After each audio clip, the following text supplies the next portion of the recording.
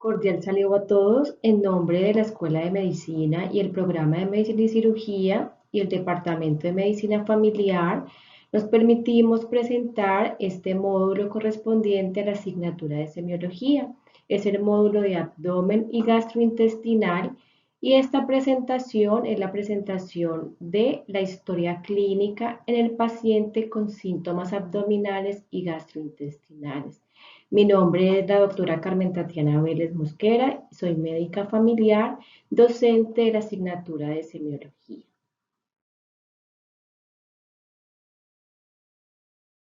Entonces es importante, a manera de introducción, recordar que en el ejercicio del interrogatorio, la anamnesis, pues representa el 80% del diagnóstico de la enfermedad de un paciente. Entonces, ese momento de escuchar al paciente, el motivo y su queja por el cual requiere la atención, con una adecuada escucha, una adecuada evaluación de esos síntomas, se ha planteado y se plantea de forma vigente todavía que representa un 80% del diagnóstico de la enfermedad del paciente. Es por eso que cobra mucha importancia la elaboración adecuada y completa de la historia clínica en el proceso de atención. Entonces, los objetivos de esta presentación, pues primero es fortalecer las habilidades de comunicación para la realización de la historia clínica en el paciente con síntomas abdominales y gastrointestinales. El segundo objetivo de esta presentación es integrar conceptos fisiopatológicos para desarrollar habilidades en la identificación sindrómica de la condición clínica del paciente con síntomas abdominales y gastrointestinales y describir aspectos prácticos en la realización de la historia clínica en el paciente con síntomas abdominales y gastrointestinales. Entonces, el contenido de esta presentación son 5 grandes ítems. Vamos a hablar algo de generalidades, cómo hacemos el abordaje del interrogatorio, cuáles son los motivos de consulta de un paciente con síntomas abdominales y gastrointestinales. Vamos a dar unos puntos claves del enfoque del dolor abdominal y otros síntomas a nivel de síntomas abdominales o gastrointestinales. Entonces es importante, recuerden que antes de todo el momento de interacción con el paciente, pues muy importante tener en cuenta otros aspectos. Uno de ellos es el aspecto locativo, pues debemos velar por el que el lugar en el que estamos atendiendo al paciente, a la persona, pues primero que todo contemos con una adecuada organización, ¿sí? Contemos con las medidas de bioseguridad. Es muy importante garantizar la privacidad. Recuerden que en el contacto médico en ocasiones se pueden tratar o el paciente puede comunicarnos situaciones, ¿sí?, que requieren algún grado de confidencialidad. Es muy importante recordar, ¿sí?, el acompañante en el niño que es menor de edad o el adolescente, en el adulto mayor, porque son personas que pueden presentar, ¿sí?, limitaciones para la comunicación o entregar información incompleta. También es importante en ocasiones en la persona que ingresa con estado de conciencia alterado o la que no tiene buena capacidad de información, como en ocasiones pueden ver pacientes con patologías neurológicas o neuropsiquiátricas. Entonces es muy importante en ese momento la información que nos pueda aportar el acompañante. Cuando el paciente está en el momento de la atención, pues debemos fijarnos porque desde el primer contacto, sí, pues el paciente nos va a dar como puntos claves en su enfoque diagnóstico y terapéutico, entonces debemos tener en cuenta el aspecto, cómo ingresa, las posturas que adopta, cómo es su expresión facial, cómo es su estado hacia la relación médica. Entonces son puntos que debemos tener en cuenta en el momento de interacción con el paciente.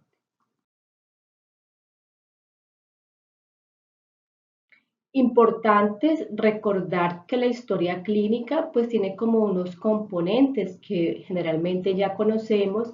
Entonces aquí importante es el momento de interacción o de realizar la historia clínica se divide como dos grandes etapas. Entonces el primero es el momento subjetivo Y el segundo es el momento objetivo. El momento subjetivo es aquel momento en el cual es el primer contacto con ese paciente. Entonces, el primer contacto con ese paciente, vamos a proceder a tomar datos de identificación de una manera completa, nombre, apellidos, la edad, su origen, su procedencia, la escolaridad del paciente, su ocupación, quién es su acompañante, su estado civil, ¿sí?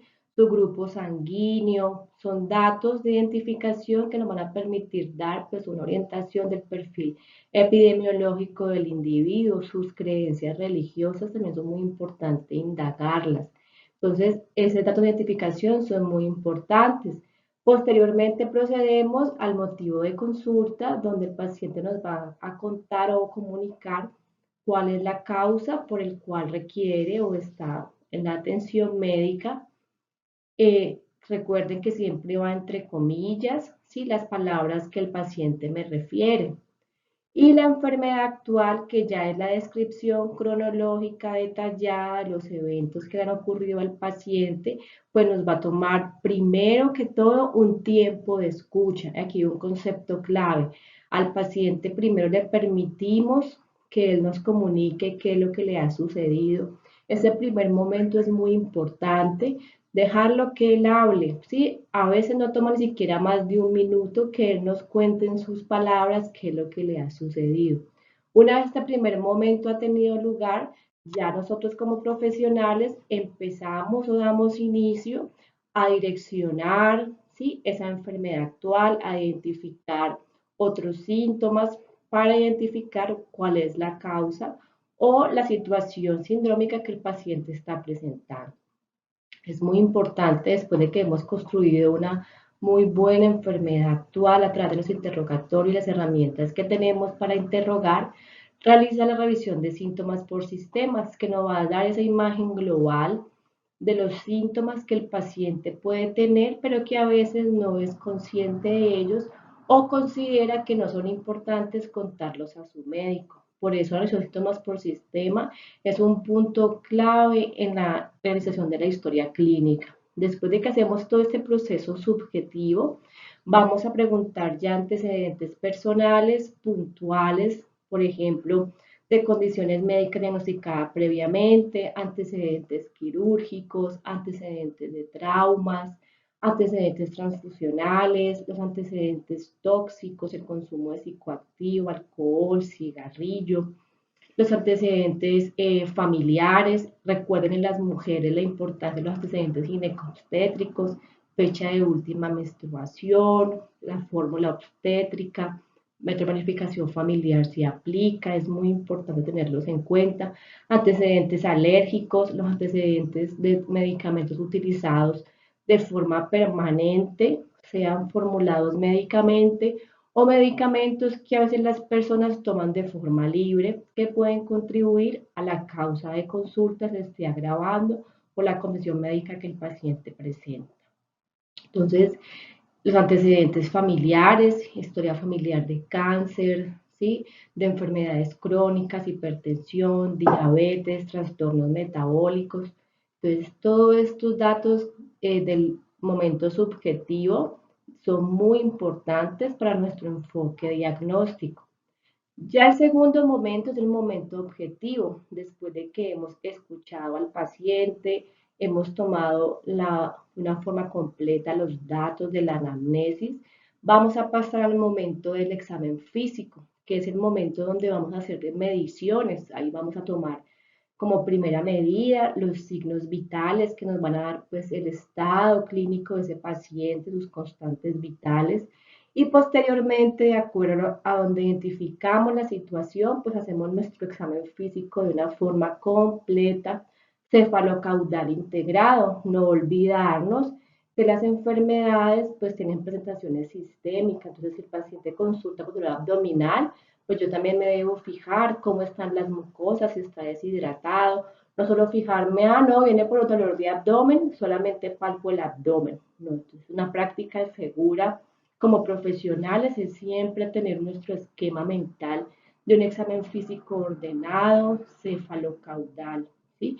Que nos abarque la mayoría de los sistemas, obviamente, vamos a realizar maniobras enfocadas pues a la condición clínica que estemos sospechando. No nos debemos quedar encaminados a que si el sistema que yo creo que está afectado es el gastrointestinal, pues posiblemente si no tengo en cuenta otros hallazgos del examen físico me puedo sesgar, porque no todo el abdominal es causado por patología directamente del tracto gastrointestinal. Puede tener dolor abdominal por enfermedades sistémicas o por afecciones respiratorias. Entonces es importante ese examen físico completo, cefalocaudal integral del paciente. Y también, pues en el momento objetivo, después de nuestra evaluación, pues de acuerdo a los hallazgos y si requerimos, pues vamos a indicar las ayudas diagnósticas para confirmar o evaluar diagnósticos diferenciales de lo que estemos sospechando en nuestro paciente.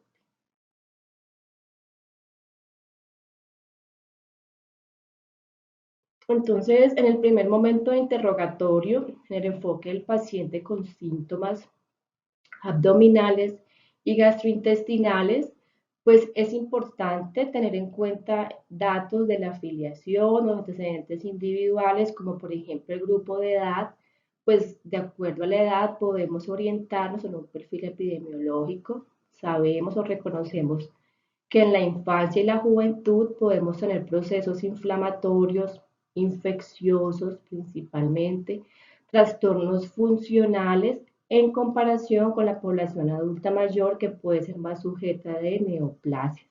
Aunque esto pues no es una norma, porque también podemos encontrar patología oncológica en población joven, pues es como una idea general de que uno va a considerar que de acuerdo a la edad y los síntomas, pues aquí se puede orientar la condición clínica del paciente.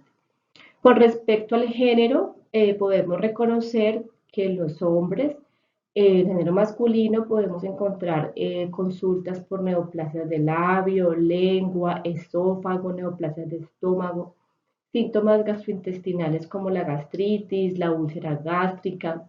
Pueden consultar con ictericia obstructiva de origen intrahepático, como las cirrosis hepáticas, enfermedad de Crohn, que es la enfermedad inflamatoria intestinal, y no olvidar de la patología escrotal, si las enfermedades de tracto genitourinario, pues pueden referirse a nivel abdominal. En lo que respecta al género femenino, pues pueden ser más susceptibles por su fisiología a condiciones de litiasis biliar, a neoplasias biliares, a las dispepsias, el estreñimiento y no olvidarnos en las mujeres siempre la patología anexial y uterina, que está a nivel intraabdominal. Entonces siempre en la mujer hay que tener en cuenta todo ese componente ginecobstétrico.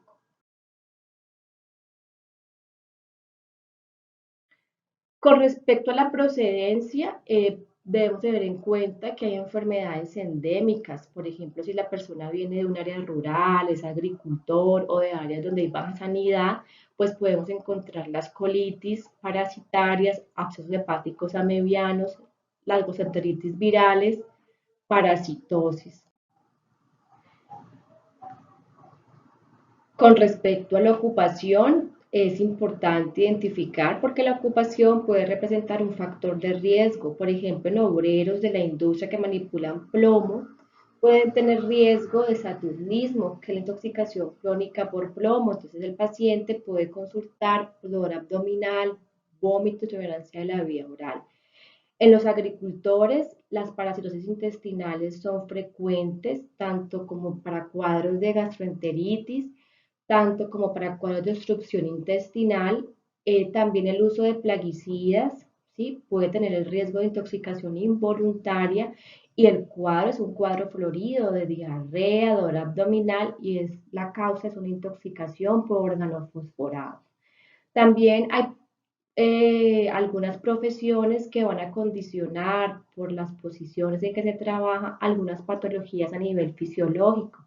Entonces, por ejemplo, los conductores de servicio público o un conductor de taxi puede tener una queja más frecuente, por ejemplo, de patología no rectal como el purito anal, hemorroides, los administrativos o los que llaman los cargos de alto desempeño, ¿sí? Entonces son personas que tienen una alta carga de estrés, ¿sí? Entonces pueden tener predisposición a patologías como la úlcera péptica, el colon irritable y la colitis ulcerosa. Entonces es importante, miren que esos son datos muy que a veces uno puede, no, eso no es importante, pero a veces nos puede orientar a la condición clínica del paciente. Entonces siempre la ocupación o a qué se dedica es importante conocerla.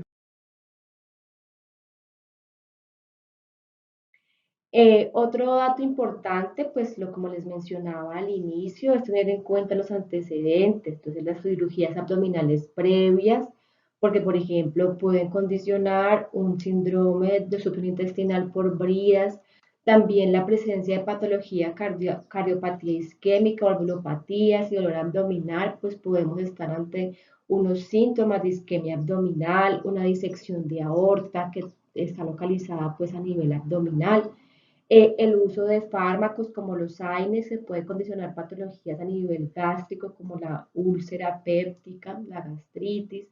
En las mujeres, muy importante, los antecedentes ginecobstétricos, eso sí no lo pueden olvidar, tenerlos siempre en cuenta. El paciente con enfermedad renal crónica puede consultar por dolor abdominal o cuando está en diálisis por dolor, ¿sí?, abdominal, que a veces se pueden presentar peritonitis por el catéter de diálisis o de forma espontánea, o también el paciente tener dolor abdominal porque se ha empeorado su condición renal, está urémico. Los hábitos de vida son muy importantes, identificar esos patrones de vida nocivos, o sea, no comer a horas, de una forma no balanceada, el hábito intestinal, con qué frecuencia está haciendo sus deposiciones, qué calidad de deposiciones presenta la persona. Entonces es muy importante indagar frente a esos síntomas gastrointestinales en los hábitos de vida. La alimentación es importante y también puede condicionar determinadas patologías funcionales del sistema gastrointestinal. Antecedentes transfusionales. ¿Por qué? Pues porque en un tiempo con anterioridad los hemoderivados no eran tamizados para hepatitis C, entonces podemos tener pacientes con cirrosis hepática por antecedente de una transfusión, entonces es importante tener en cuenta esta situación y también el familiar de cáncer. Recuerden que tiene un peso significativo para cáncer de colon, cáncer de páncreas, cáncer en vía biliar, el cáncer gástrico que es frecuente en nuestro medio. Entonces, son datos claves que debemos tener en cuenta al momento de nuestro interrogatorio. Ahorita pasando un poco a los motivos de consulta, entonces nos vamos a mencionarlos, se van a revisar con mayor profundidad, pues de acuerdo a los módulos complementarios de semiología. Entonces una persona puede consultar por trastornos de deglución, entonces las disfagias para sólidos, para líquidos, entonces es una causa también de consulta. El trastorno de digestión hace más referencia a las dispepsias, a los síntomas a nivel gástrico. Puede una persona también consultar por náuseas y vómitos. El dolor abdominal, que es pues, el motivo más frecuente de síntomas. La diarrea también puede ser un motivo frecuente de consulta. La constipación o estreñimiento. Trastornos de la defecación y síntomas anorrectales son causas de consulta del sistema gastrointestinal o abdominal y la ictericia. Entonces son síntomas o motivos de consulta por los cuales podemos tener o recibir pacientes para la atención. Entonces, ya en el momento de la anamnesis, pues es importante recordar, ¿sí? ¿Qué tipo de preguntas podemos hacer para caracterizar los síntomas o el problema por el cual el paciente consulta? Entonces, siempre debemos identificar el tiempo de evolución. Entonces, por ejemplo, preguntando cuánto tiempo hace que comenzó el cuadro actual, cómo fue el comienzo, fue súbito o fue de manera gradual. Entonces, es importante aquí porque nos va a hablar del nivel de compromiso. Entonces, en un momento el paciente estaba bien y de un momento a otro aparece el dolor, a diferencia de que es un dolor que ha durado 3 meses, pues nos va a decir, sí, o identificar qué grado de severidad o qué prioridad debemos dar en la atención, cuánto tiempo le dura el síntoma en cuestión, ¿sí? ¿Qué severidad o intensidad tiene? Recuerden que la grabamos en la escala visual análoga. ¿Con qué frecuencia se presenta? Entonces, ¿cuántas veces al día se presenta? ¿O con qué frecuencia ese dolor le aparece entre 1 o 2 horas? ¿O aparece cada 2, 3 semanas la periodicidad del síntoma? Y muchas ocasiones podemos preguntar cuándo fue la última vez que lo tuvo, que nos describa cuándo fue el último evento, ¿sí?, que presentó de ese síntoma. Estas son presentadas como preguntas generales que nos permiten orientar la parte de la enfermedad. Ya cuando específicamente, pues el síntoma es dolor, recuerde que debemos tener en cuenta, pues, varias características del dolor. Entonces, primero, ¿dónde se localiza el dolor? ¿Cuál es la intensidad del dolor medida a través de la escala visual análoga? Donde 1 es un dolor muy leve, 10 es el dolor más fuerte que ha experimentado una persona. Hacia dónde se propaga ese dolor, si el dolor migra o se ha irradiado de una región a otra, a qué lo puede comparar, entonces identificar ese dolor es como un peso, es una picada, es un dolor tipo ardor, siente que le comprime, las características de ese dolor, cuánto tiempo le dura cuando tiene el dolor, qué se lo mejora, qué se lo produce, qué se lo acentúa, con qué frecuencia se presenta y cuándo fue la última vez que lo presentó, si no lo tiene en el momento. Entonces, en la parte de dolor es muy importante y la palabra clave es realizar una adecuada caracterización del síntoma y del dolor. Entonces, es importante a nivel abdominal, entonces recordar las estructuras abdominales, pues el componente visceral, las vísceras huecas, por su acción peristáltica, ¿sí?, por su contenido, su peristaltismo, pues el dolor que ellas van a manifestar es el dolor tipo cólico, entonces recordar que es un dolor de tipo paroxístico, entonces un dolor que la gente puede describir, yo estoy bien, de un momento a otro se me aumenta y luego se me quita. Entonces es importante, recordemos que si es una condición de intestino delgado, pues como él tiene un movimiento que se tiene más frecuente, se va a presentar de forma más entre episodio de dolor tipo cólico y episodio, se va a presentar de forma más frecuente, un tiempo más corto, a comparación cuando es de origen colónico. El colon tiene una frecuencia de movimiento menos frecuente que el intestino delgado, entonces pueden ser un poco más de horas. Las vísceras huecas me van a generar el dolor tipo cólico. Ya cuando es un órgano sólido como el hígado, como el vaso, ellos no duelen, ¿sí?, como tal, sino que lo que va a doler es la distensión de la distensión de la cápsula donde están las fibras nerviosas. Entonces es importante, ¿sí? El hígado va a ser doloroso cuando está congestivo y puede ser congestivo por varias causas, ¿sí? Por una congestión que es causada por una enfermedad sistémica como la falla cardíaca o porque está inflamado en las hepatitis. Igualmente a nivel de vaso, cuando hay ruptura de vaso, cuando está infiltrado por lesiones tumorales, es importante tener en cuenta ese tipo de característica para guiarnos clínicamente hacia qué tipo de estructura puede estar afectada.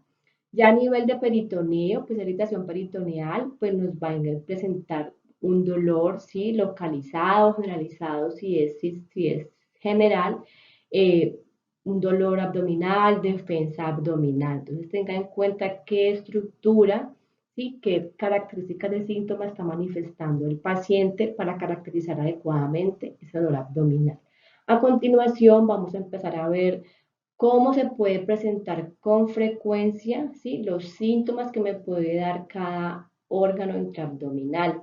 Aunque eso no es camisa de fuerza porque podemos tener presentaciones atípicas, pero uno se puede orientar, ¿sí?, a través de esa anamnesis, pues pensando qué estructura está afectada o ese tipo de síntoma a qué me puede orientar. Entonces tenemos tipos específicos según la estructura afectada. Entonces, por ejemplo, si tenemos afecciones de la vesícula biliar y las vías biliares, pues con mayor frecuencia se va a localizar el dolor a nivel del hipocondrio derecho. Si es un cólico biliar, se va a extender hacia el ángulo inferior de la escápula o la región superior del hombro, ¿sí? Porque son vías que tienen que ver con el origen embriológico del sistema gastrointestinal. También es importante cuando la patología es de origen biliar, si ustedes saben que la función biliar es saponificar las grasas, entonces se puede ver exacerbado o desencadenado por la ingestión de comidas grasosas. Cuando ya es una condición obstructiva, se puede presentar vómito, podemos encontrar ictericia y cuando hay cuadros de colangitis, que ya es un agregado de infección bacteriana, se puede presentar la fiebre. Entonces es importante en este punto identificar la patología del hipocondrio derecho, cuando tenemos sospecha que es la vesícula biliar, entonces ese tipo de dolor tipo cólico en hipocondrio derecho que se agravó por ingesta de comidas grasosas, nos va a orientar a litiasis en la vía biliar. ¿Listo? Ya cuando hay síntomas sistémicos como fiebre, como ictericia, pues nos está hablando de un componente más obstructivo y cuando hay fiebre, pues una respuesta sistémica que nos va a orientar que es una condición de colangitis. A nivel de estómago, el estómago como tal no manifiesta dolor tipo cólico si el estómago lo que puede dar es un síntoma de simplemente vómito, entonces se descomprime cuando tiene mucho contenido es a través del vómito. A nivel de estómago, pues podemos encontrar los síntomas de la epigastralgia, que es el dolor tipurente que la persona puede referir en epigastrio, que es consistente con situaciones inflamatorias a nivel gástrico. Entonces, por ejemplo, la semiología clásica describe la úlcera péptica duodenal como la epigastralgia, ¿sí? Que aparece de 2 a 4 horas después de la comida y alivia con la ingesta de comida. Se describe que la úlcera péptica duodenal despierta al paciente a la medianoche. Estas son descripciones de la semiología clásica que aún tienen vigencia, ¿sí? También es importante la característica de la epigastralgia, la úlcera péptica gástrica, que se caracteriza por epigastralgia. Este tipo de afección empeora con la ingesta y se va a asociar con frecuencia a náusea y vómitos. Ahí podemos ver como características que nos pueden orientar el lugar en que se encuentre la afección a nivel gastrointestinal. Siempre va a identificar qué factor agrava o qué factor mejora los síntomas. A nivel del síndrome pilórico, entonces ya es una condición mucho más grave. El síndrome pilórico es la obstrucción a nivel del píloro que se puede presentar por una condición tumoral. Entonces la persona ya va a tener una forma de epigastralgia permanente, no va a mejorar con la ingesta y generalmente va a presentar vómito, vómito de alimentos tomados con anterioridad, de alimentos ya digeridos, porque lo que hay es un componente obstructivo que no permite un adecuado vaciamiento gástrico. Este paciente con síndrome pilórico, pues se va a ver mucho más comprometido sistémicamente porque miren que se ha alterado pues toda la fisiología de la absorción o gastrointestinal.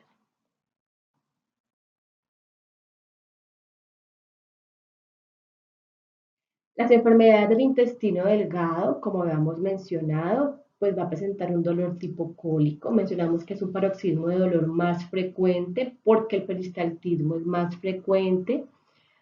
Predominio lo que se llama a nivel periumbilical. Cuando hay componente obstructivo, se puede presentar o se presenta la distensión abdominal y vómito. Si se hagan la representación visual o mental de una obstrucción a nivel de intestino delgado, ya sea por parásitos o por patología oncológica, pues si hay una obstrucción, no va a haber paso de la zona proximal a la distal, entonces se va a acumular todo ese líquido del nivel de obstrucción de forma retrógrada, generando distensión abdominal y subsecuentemente vómito como mecanismo de compensación. Ya a nivel del colon, entonces el colon va a referir un dolor más localizado en regiones laterales por su localización anatómica, tanto flancos como fosas ilíacas. Se va a presentar deseo de posiciones o de arrojar platos de forma inicial. Los paroxismos de dolor pueden ser más distanciados y también se puede presentar distensión abdominal por la cantidad de gasometeorismo a nivel colónico. También a nivel de colon podemos encontrar obstrucción intestinal, ¿sí? Entonces es importante También se puede presentar con dolor, distensión y vómitos.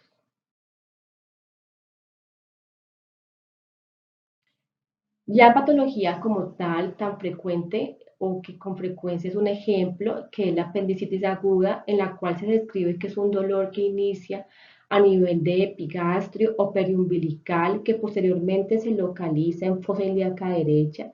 Recuerden que esto se da por el origen embriológico del intestino. Entonces, la migración que hace a nivel embriológico es lo que hace que esas fibras nerviosas y la irrigación sanguínea sea compartida a ese nivel. Entonces, ese dolor inicia en epigastrio y posteriormente migra hacia lo que es a nivel de fosa ilíaca derecha.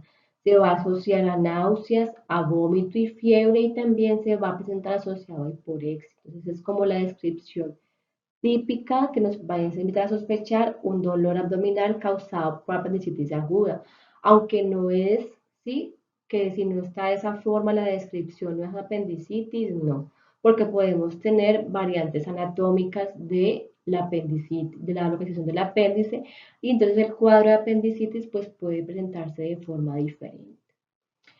A nivel de hígado, como mencionaba, las vísceras sólidas normalmente no se tienen dolor, excepto cuando hay distensión de la cápsula y el peritoneo adyacente.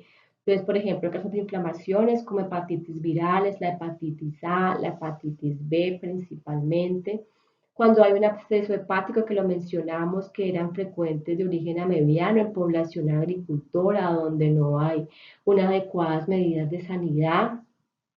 Cuando está congestivo, entonces ya puede ser por una insuficiencia cardíaca, entonces que es secundaria la congestión retrógrada a nivel del hígado, o porque hay una obstrucción de las venas suprahepáticas, o también puede causar dolor por lesiones tumorales a nivel metastásico, entonces lesiones metastásicas en el hígado que lo inflaman su crecimiento y van a generar dolor a nivel del hipocondrio del. El páncreas, como una estructura localizada a nivel retroperitoneal, pues nos va a producir un dolor en la región media e inferior del epigastrio que se propaga al dorso. Normalmente se define o describen que este dolor se acentúa en decúbito supino y que mejora con el tronco inclinado hacia adelante en posición maometana.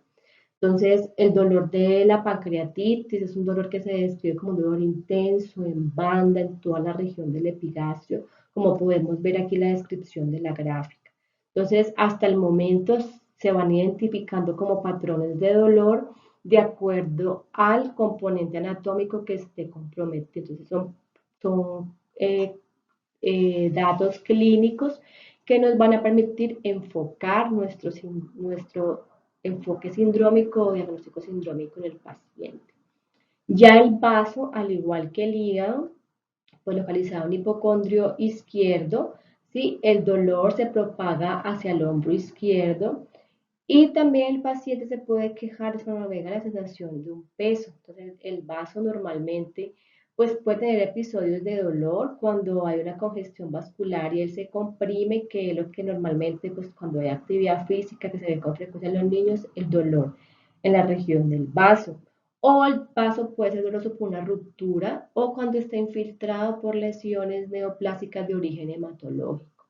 Normalmente el vaso, pues como tal, no duele, solo duele cuando se ha distendido o cuando tiene una contracción muy marcada o cuando hay ruptura espontánea, por ejemplo, en casos de trauma.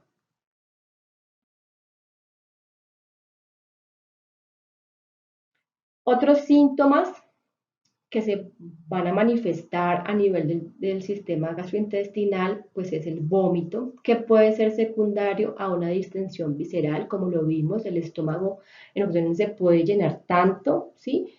Que es una forma de compensar, descomprimirse es generando vómito. Cuando hay irritación de la mucosa gástrica, cuando se inflama la célula peritoneal o cuando se estimulan los centros del vómito a nivel del sistema nervioso central, que es lo que ocurre con frecuencia con los fármacos que se utilizan para el tratamiento de neoplasias. El estímulo se debe más porque estimula el centro de vómito a nivel central.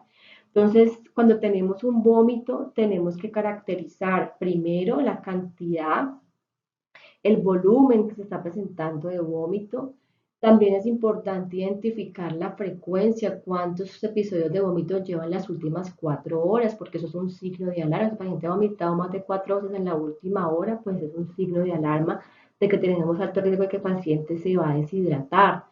Si hay presencia de sangre roja, que es la hematemesis, sangre roja rutilante, que es lo que llamamos hematemesis, que es pues, una hemorragia de vías digestivas, o cuando hay melanemesis, que es sangre digerida, o lo que llamamos la sangre, el vómito en concho de café, que se ve pues, cuando si ustedes han visto colar el café, ese residuo, ¿sí? Que se ve oscuro. Entonces, identificar si hay presencia de sangre roja digerida, sangre roja rutilante o sangre digerida. Vómito fecaloide que se ve en las obstrucciones intestinales. Entonces, como les decía, se puede obstruir el intestino delgado o el colon y la forma pues, de la descompresión es de forma retrógrada. Entonces, el vómito fecaloide es un vómito que es fétido, es verdoso, muy parecido a componente de materia fecal. Es muy sugestivo prácticamente de que hay obstrucción intestinal. El vómito bilioso podemos encontrarlo cuando hay patología biliar o cuando la persona ha presentado varios episodios de vómito y ya no hay contenido gástrico que vomitar, entonces empieza a eliminar pues, el contenido bilioso a nivel gastrointestinal. El vómito agudo o crónico, pues para caracterizar si ese vómito se instaló de un momento a otro, o como a veces lo podemos observar en la población pediátrica, que hay niños que son vomitadores frecuentes por el reflujo fisiológico. El vómito en proyectil, mire que es un síntoma gastrointestinal, pero la mayoría de las causas son de origen central. El vómito en proyectil es un vómito que aparece de forma espontánea, no hay náuseas precedidas y sale con una expulsión fuerte. O sea, en proyectil, primero porque no es provocado, porque es una expulsión fuerte y generalmente nos va a orientar a patología del sistema nervioso central, que estamos frente a una hipertensión endocraniana. Entonces, aquí hay una reflexión, la importancia de la evaluación sistémica de la persona. Entonces, el vómito es un síntoma gastrointestinal, ¿sí? Pero la causa puede estar localizada a distancia. La diarrea puede ser secundaria a una infección, a inflamación intestinal, a efectos hormonales, ¿sí? O malabsorción intestinal. Entonces debemos identificar también lo mismo, con qué frecuencia se presenta, hace cuánto tiempo, cuántos episodios ha presentado en las últimas horas, identificar cómo es esa materia fecal, si tiene contenido alimenticio, grasoso, entonces atorrea, si tiene contenido de grasa, sanguinolenta, entonces rectorragia si es sangre roja rutilante, o melena si es una materia fecal alquitranada, oscura, que es sugestiva de hemorragia de vías digestivas altas, sale oscura porque ya ha pasado un proceso de digestión a nivel gástrico, entonces se ve la deposición de forma oscura, a diferencia de la rectorragia que puede corresponder a una hemorragia de vías digestivas bajas, porque no ha pasado el proceso de digestión a nivel gástrico. La disentería, que es una diarrea sanguinolenta, pero se va a caracterizar por tenesmo rectal y esto es una condición muy frecuente en nuestros medios por el parasitismo intestinal de tipo amebiásis. Entonces va a haber sangre, diarrea sanguinolenta y tenesmo rectal. El paciente evacúa y siente que no ha evacuado bien y pujo rectal. Eso nos va a orientar a una disentería de origen amebiano.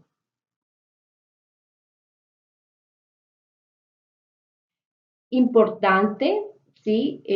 Siempre les mencioné desde el principio, no hay que dejar de lado la revisión de síntomas por sistema, ¿sí? Es importante realizarla, ¿sí? A veces nos enfocamos en que solo es un síntoma y nos podemos perder diagnósticos diferenciales o realmente el enfoque sindrómico del paciente. Entonces es un llamado a que no dejemos de lado la revisión de síntomas por sistema para conocer ese estado general del paciente. Por ejemplo, debemos preguntar si el paciente no nos ha contado acerca de cambios en el peso como ganancia o como signo o bandera roja la pérdida de peso, sensación de cansancio fácil, astenia, adinamia, que es la falta de fuerza como para hacer las cosas, se ha tenido alzas térmicas no cuantificadas, fiebre, sudoración nocturna. Entonces, mire que son síntomas cardinales que nos pueden orientar a patologías oncológicas o patologías infecciosas crónicas. No se olviden que también podemos tener tuberculosis peritoneal y el paciente consulta por dolor abdominal de forma crónico intermitente. Entonces, la importancia de tener en cuenta estos síntomas sistémicos que a veces el paciente no es consciente, se ha vuelto paisaje y al médico, si no hace esta evaluación, pues pasa lo mismo. ¿Listo?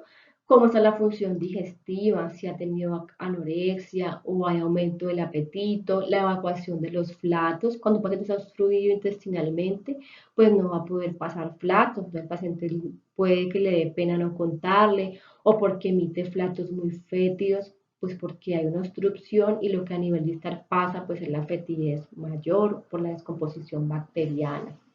El hábito intestinal es importantísimo, entonces preguntarle al paciente con qué frecuencia está evacuando, ¿sí? Si ese patrón de evacuación ha cambiado, si ha presentado veces caprinas, que son esas en forma de pequeñas bolitas, como evacúan las cabras. Entonces, las cabras, si ustedes alguna vez han visto en su vida, son una deposición en bolitas pequeñas. O si hay heces encintadas, o si tiene que hacerse alguna manipulación para evacuar, su bolo fecal es muy duro, o ha permanecido más con diarrea, o hay que en ocasiones se alimenta y bota el alimento completo como si no lo hubiera digerido, de síntomas de mala absorción. Entonces son características importantes a preguntar en el paciente. Con respecto a la salud intestinal, recuerden el cáncer de colon, que uno de los primeros síntomas pues puede ser ese cambio de patrón en la forma de las heces y ya pues más avanzado el sangrado rectal o también los pacientes que por pena no manifiestan que tienen una masa a nivel rectal, por pudor, porque no les gusta ser examinados y cuando se hace el examen físico se identifican patologías oncológicas. A nivel osteomuscular, las artralgias, a nivel cutáneo, síntomas de hiperpigmentación en pacientes con síntomas de malabsorción o en pacientes con enfermedades y enfermedades intestinales que pueden aparecer síntomas articulares. Entonces, la revisión por sistema es muy importante y todo eso se va a ir enriqueciendo a medida que usted va conociendo las condiciones clínicas de cada uno de los sistemas que nos compete saber como médicos de primer contacto.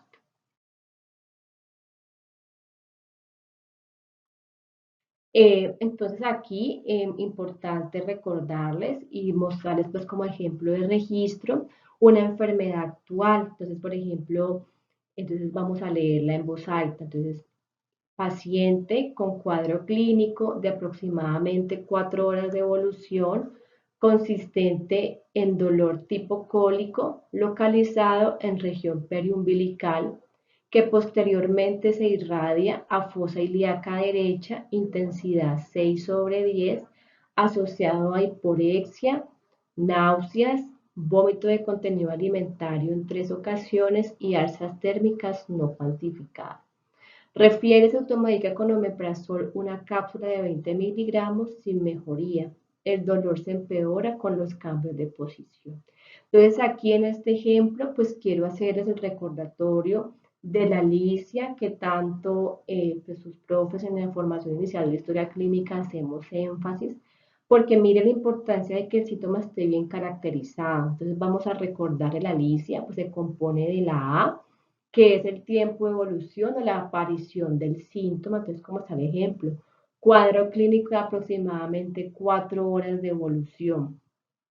La L, localización, ¿dónde está localizado ese dolor? Entre más específico, mejor. Entonces, aquí nos va a obligar a recordar todas nuestras estructuras o nuestro componente anatómico que hemos estudiado con anterioridad, entonces localizado en región periumbilical. La I que hace referencia a la intensidad, acuérdense que la medimos con la escala visual análoga, ¿sí?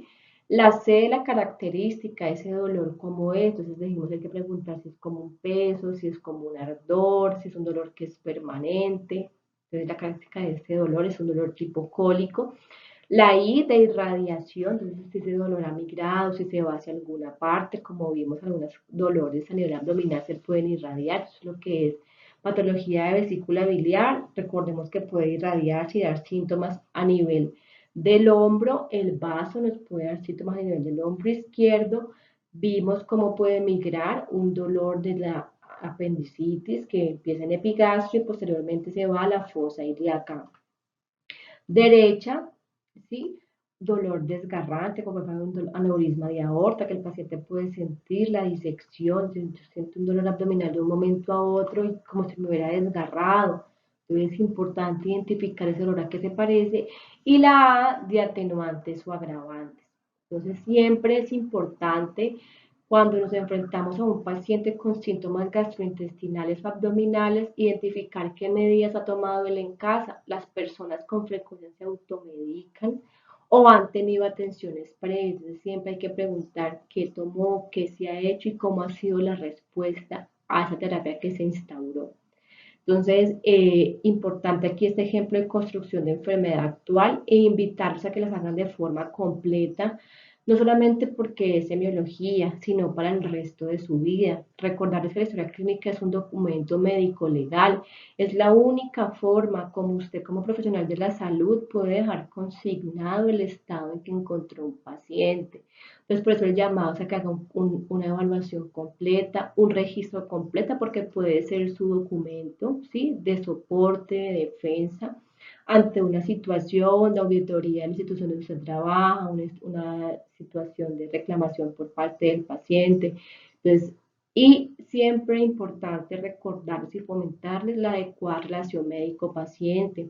Al paciente hay que permitir que se comunique, hay que escucharlos, hay que tratar de ser respetuosos, aunque en ocasiones sí nos vemos enfrentados a situaciones hostiles porque las personas llegan cargadas a ser profesional de la salud, donde a veces ni siquiera tenemos la culpa de lo que está ocurriendo. Entonces, tratado como siempre de tener la calma y tratar a las personas con respeto, como mencionamos al inicio. Entonces, esto es lo que les quería compartir el día de hoy con respecto a la historia clínica del paciente con síntomas gastrointestinales. La invitación es a revisar, sea que ustedes hagan sus lecturas complementarias del texto de semiología de referencia que tengan, preferiblemente el libro de semiología de Argente, semiología de Sediel o semiología clásica de Suros. La idea es el complemento de lecturas. Aquí hemos dado unos puntos claves, una orientación clave que posteriormente vamos a ir complementando con ejercicios de casos clínicos. Entonces, agradezco su atención. Por favor, cualquier inquietud complementaria, cualquier duda, comunicarla con su tutor de curso o pueden contactarme por mi correo electrónico institucional que está registrado aquí en la presentación. Agradezco nuevamente su atención, su disposición y estoy atenta a información complementaria. Muchas gracias.